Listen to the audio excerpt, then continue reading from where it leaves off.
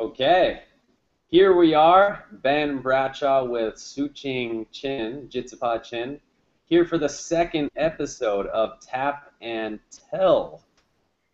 I think we should have some kind of like gesture to go with our the title of the show, like tap and tell. Or Tap, what do you think, Ben? yeah, it's hard to, because there's like the camera and it's like tap and tell. I like the way you do it like this, because if I do it like this, it'll be like um This I is don't this is know, gossip, I feel like. Oh, they're gossiping. gossiping, talking nonsense, something like this. Yeah, Okay. maybe, I think that in sign language, this means speak. I'm not an expert in sign language, but something like that. Yeah, speak. You So we can. Do they have sign language in Thai?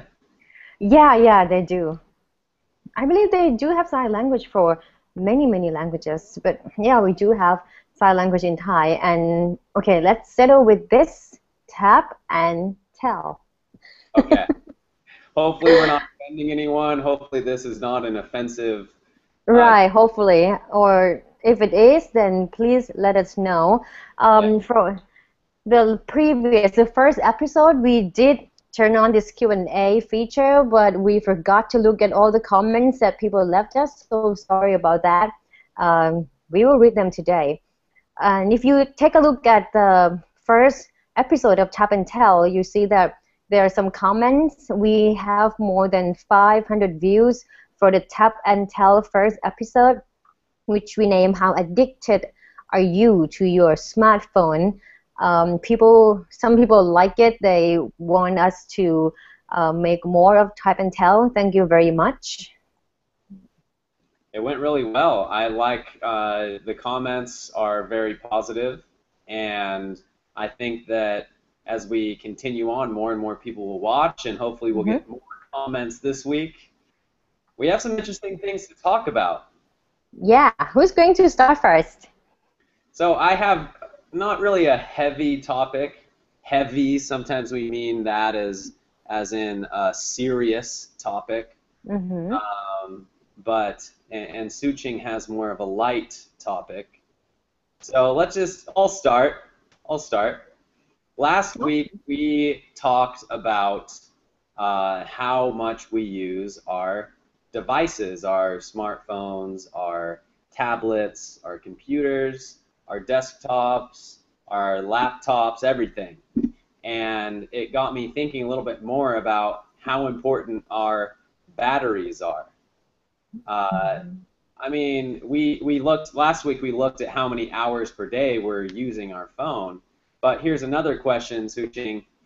After you unplug your phone in the morning, how many hours do you think you can last on just that single charge without having to pull out your battery bank and plug in? And how many hours can you go? That's a very good question. I'll go with 6 hours, maybe, unless if I'm on the field, like when I was in San Francisco and I had to take lots of pictures and share information all the time. So it only lasted about like 3 to 4 hours. Really? That bad. Yeah, that's short. So at least we're all familiar with smartphones, and I don't always, batteries aren't only in smartphones, like, right? We have batteries everywhere, and the battery technology that's the most common these days is called lithium ion batteries. Mm-hmm.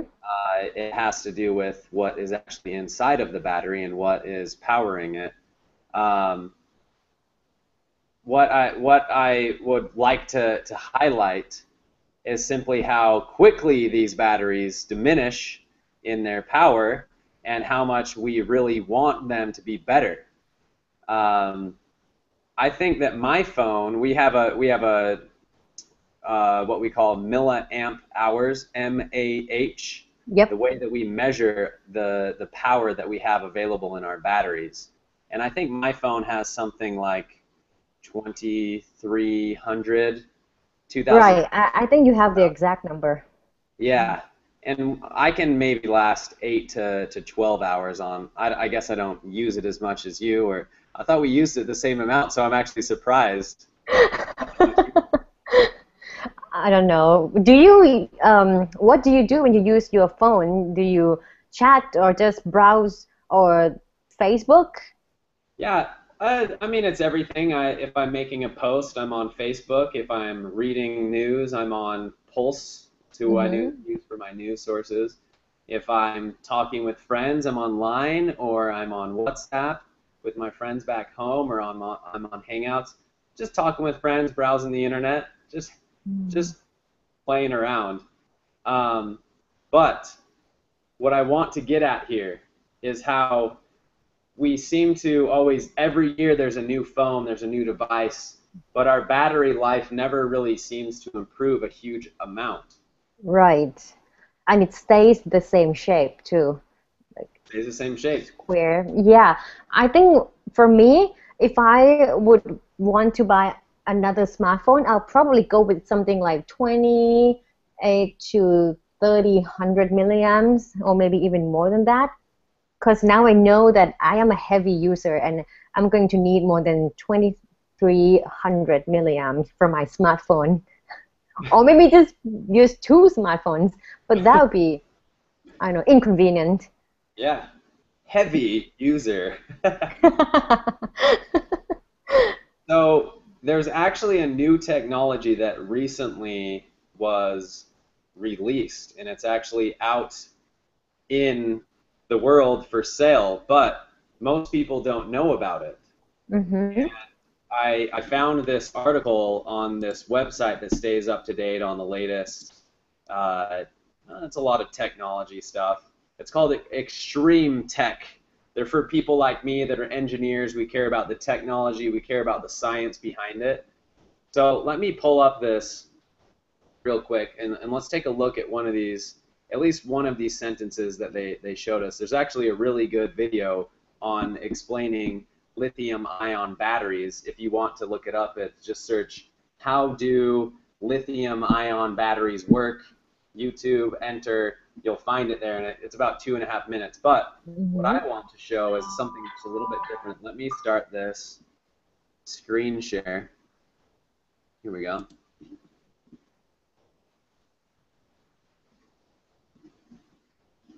I'm still seeing you. Here we go. Okay. So it's on here, right? Yep. So there is a man. Where is he? Where's his name? He is a scientist at I believe it's Stanford in the U.S. And he's been coming out with all these different new technologies for batteries, and it's great. It's like finally we have a new technology for batteries, but when you get around to it, it's actually never released to the market.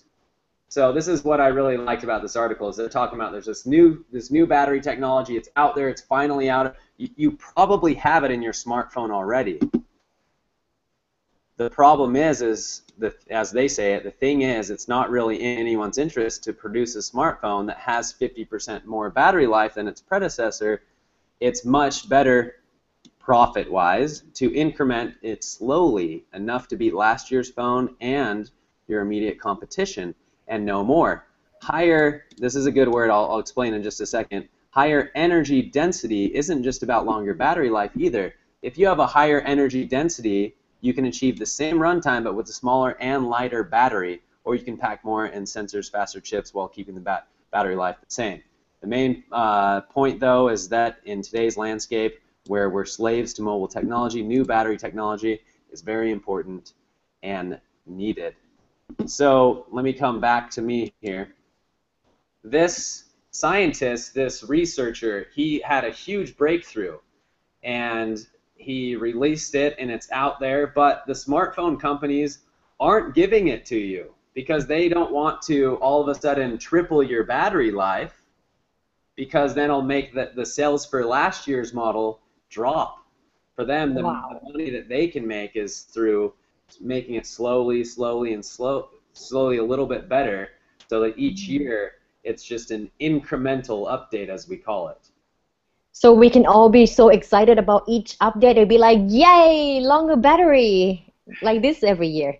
Exactly. And it works. I think we all are excited about We all longer are. battery life every time.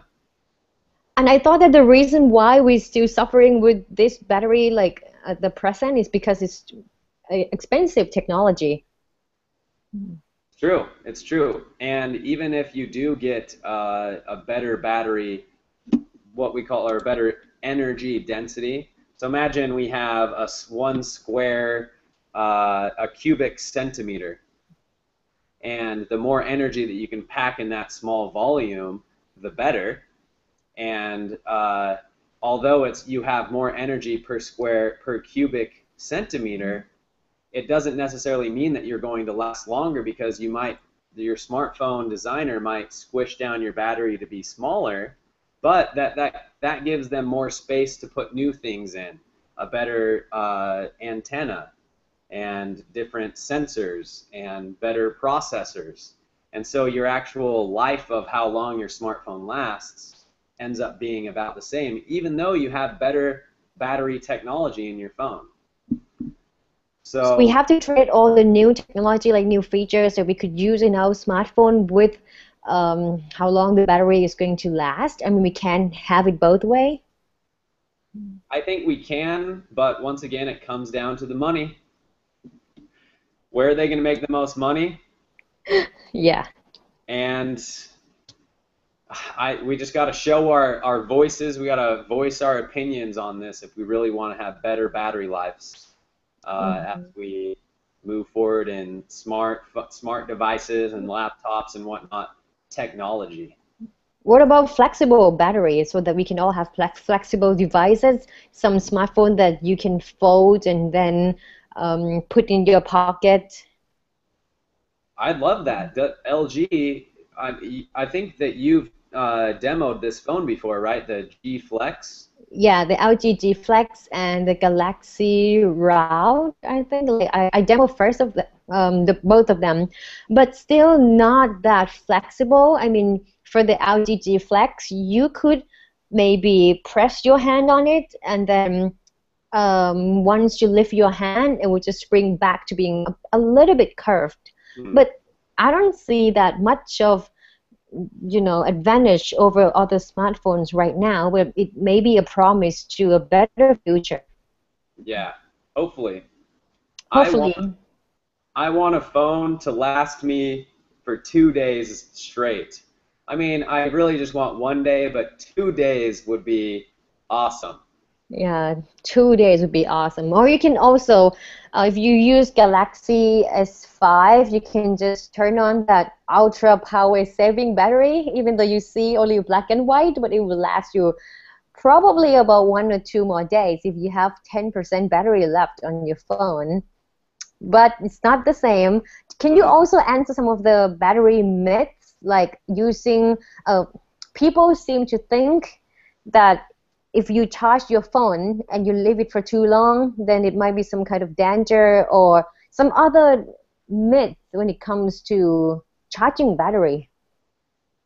I think that yes, it can cause damage. I've actually read into this before, but if you are using an Apple product or an Android product, they actually have a built-in system where, especially Android, where once you hit 100%, it'll kind of stop charging for a bit and let your battery drop down to maybe 98, 97% before it starts charging it again. So they do have what we call a fail safe, so that people that are plugging their phones in or their devices or whatever it may be for too long, usually the manufacturer will put in some sort of some sort of software piece that can help you not destroy your battery if you leave it plugged in for too long.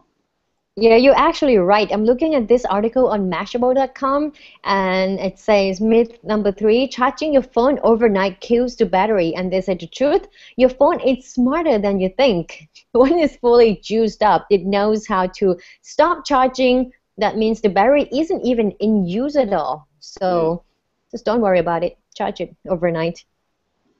All right, so let's move on to my topic, which you already mentioned that it's going to be a bit lighter than talking about batteries, although I think it's very interesting to know about your batteries. But this New social network. We got so used to the concept of being on a social network where we share, we write everything for free, and we're willing to do it. If I were about to write a post about myself or sharing what I know, my knowledge and my thoughts, I'll do it for free. But the concept of this new social network is, why do it for free when you can earn some money doing it? I really like that idea. I mean, I spend a lot of time posting on social networks, and I don't have any monetary gain, or I'm not making any money when I do it. I Yeah, I like like that the word idea. monetary gain. Yes. Yep. So this social network is called Bubbles. I had a hard time reading it at first, but it says that they actually put together the word bubble and news together. So it would be Bubbles, right? Am I wrong? Bubbles. Yeah, I think that's right. Oh, Bubbles. Bubbles. Yeah, Bubbles. The name merges the word bubble to symbolize one's thinking and news. So kind of like news and your thoughts put together. This platform is actually very new, and they just launched it like maybe at the beginning of this month. Um, the concept, as I said, is that they feel like even though right now other social networks promote themselves as a free place to mingle and share, they end up making money in intrusive ways. Like they track your search history, they try to learn who you are, or in an extrusive way. So the CEO of this Bablu social network say that they are not going to do the same thing. All the users have to do is to register, and then once they become members, they are allowed to type anything or share anything they want in 400 characters, and they're going to get paid for everything that they write about from the advertisement that are going to appear on the social network. So are they getting paid per post, per view, per like? How does that work? I think by the numbers of views, if I have to guess, I don't really know much about it because I took a look at the design and everything, the concept, but I haven't tried it myself. But they did say that you are not going to earn a lot. It's not like if you type a lot, then you're going to earn a lot of money and get rich off of that social network. That's not going to happen. But that will give you some kind of motivation to to make you want to share something to the world, which I think is a very interesting model for the future social networks. I mean, for now, we are willing to share everything for free, but who knows, maybe in the next 5 years, everything might change, and we probably want to do, things for money. That's Yeah, already is happening, right? On YouTube, you want to produce your content, but you might not be that motivated if you are not getting paid. So that's why YouTube's having this YouTube partner program when you can earn ad revenue from posting your video, creating contents for other people on the platform. yeah. And I think even if you've heard about the crowdfunding that you can do for YouTube as well, that's something they just opened up. Here's a question for you about Bubloos. Are you posting as yourself? If I were to join Bubloos, would I sign up and type in Ben Bradshaw, age 26, from Salt Lake City, Utah, and then whenever I post, is it showing my name, or am I posting anonymously? You're posing as yourself, but I think you can also opt for the option of like using some nickname, or not even your picture, but some, because I'm looking at it right now.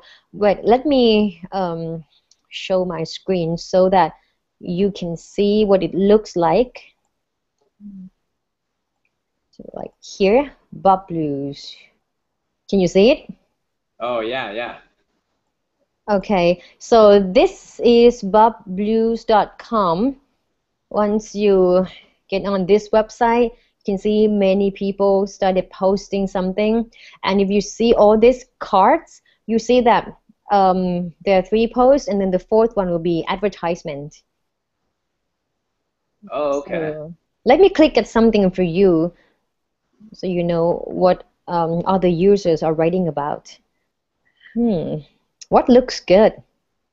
I do like this style, just cards, scroll down, click whatever looks interesting.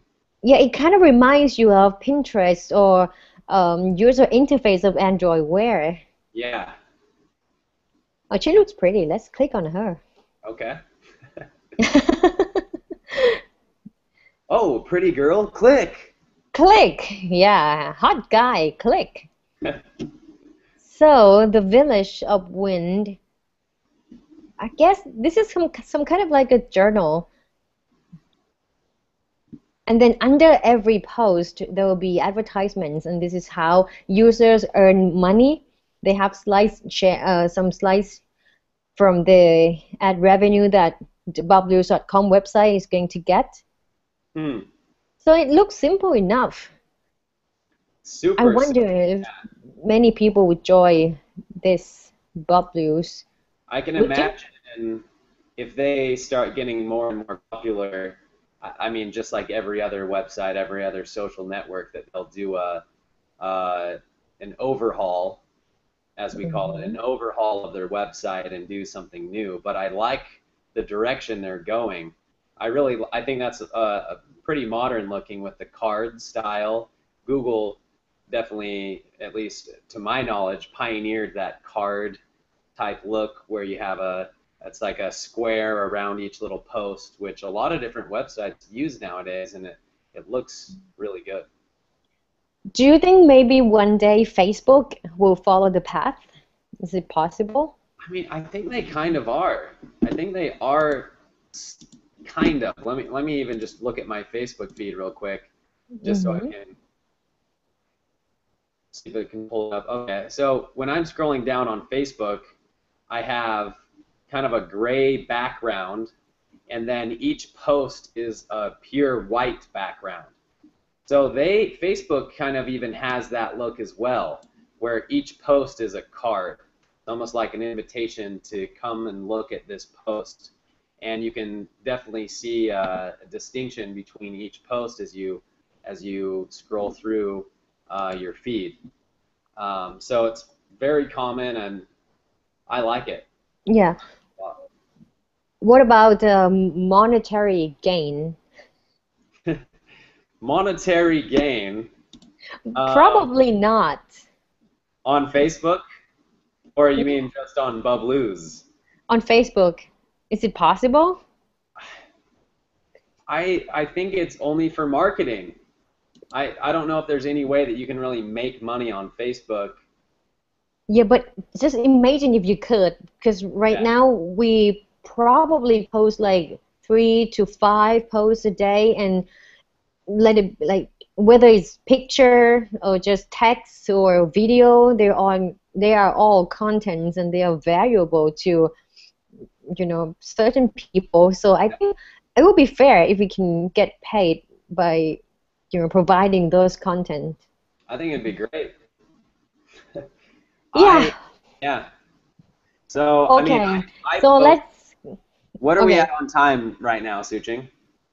All right, we don't have a lot of people give asking us questions right now, so just want to tell you guys who are watching that you can ask us questions. We can see your questions and we are going to answer it, but at the end of the episode. And right now, I think we should talk about learning languages. Like last time, I taught you Thai, some of the Thai words. Do you still remember what I taught you, Ben? I it's my Sunjai. Was that Yeah, right? yeah, exactly.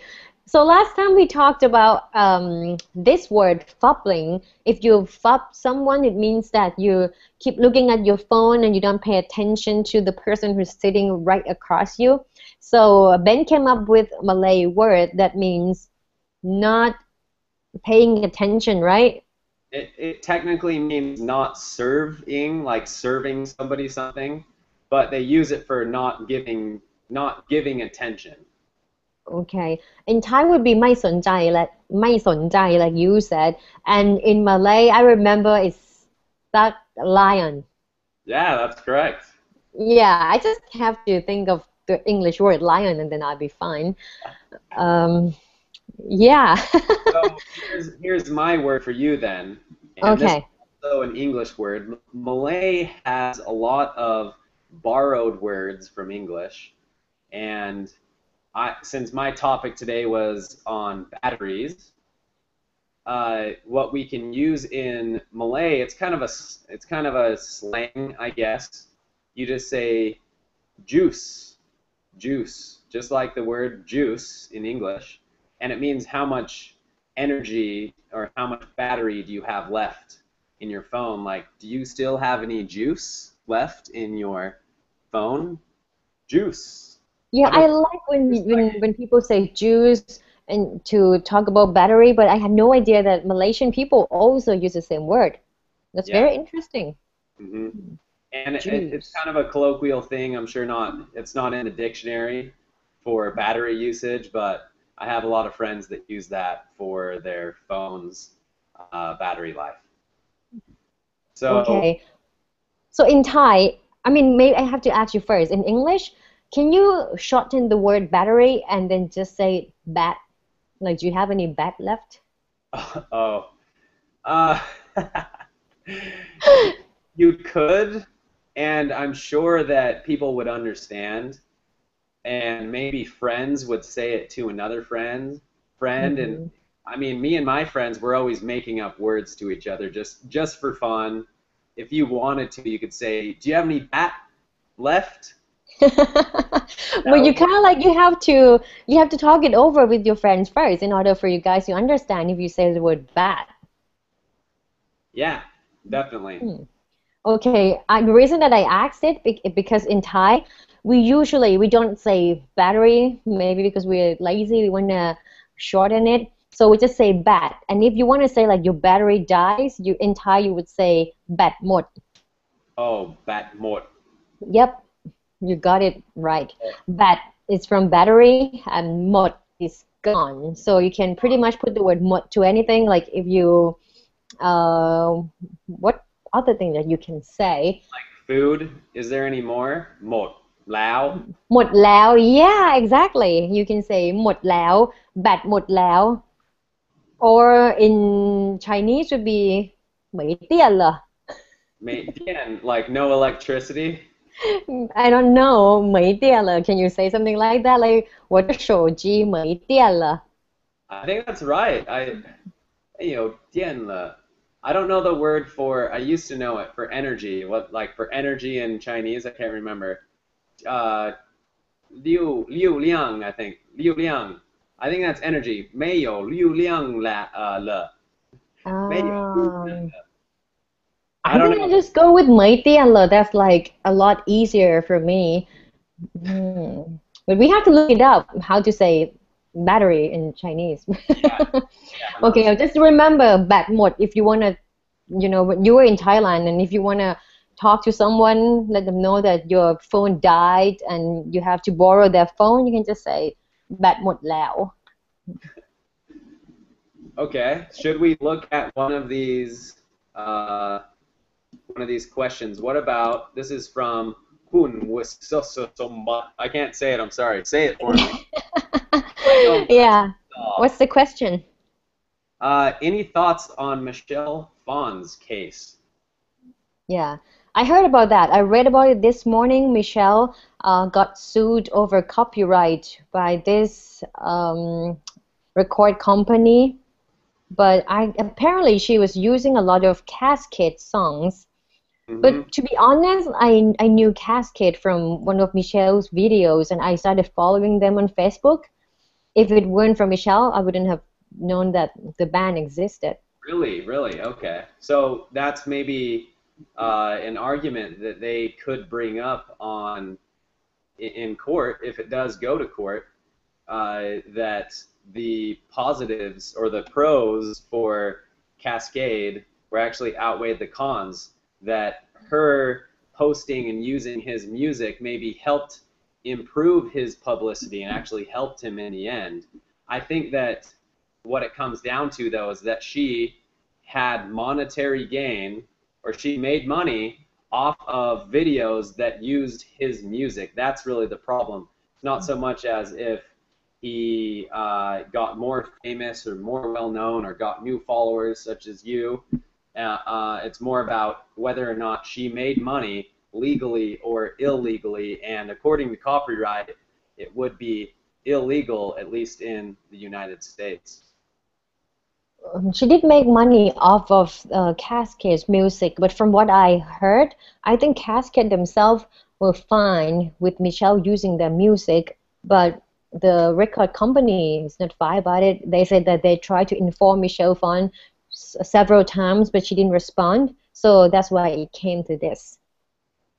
What I'm interested in is, I know that for me, I have some YouTube videos that have been flagged that I can't have ads on, and they actually just take off my ability to make money off of the videos if it has copyrighted music.